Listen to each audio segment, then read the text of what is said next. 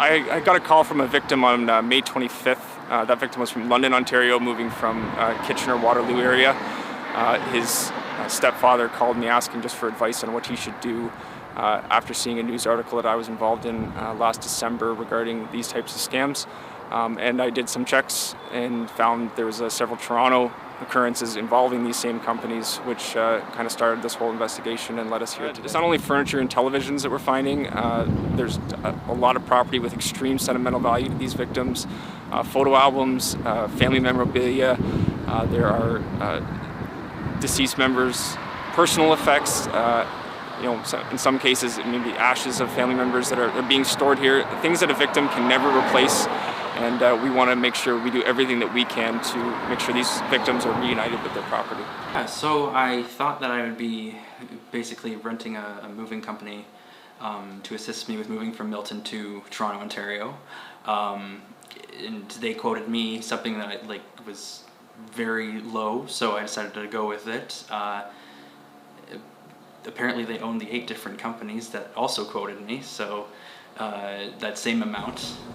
So I decided to go with one of them, which was AYC Move. I basically paid a $200 deposit via e-transfer because they only accepted e-transfer. So everything got packed up. My mom and her boyfriend showed up, so I got to go in their car. And just as we were about to leave, they called me over.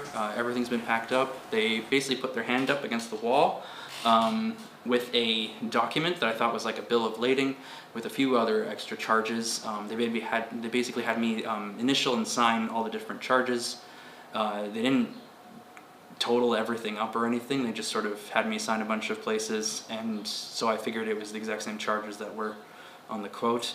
I got in the car, took off.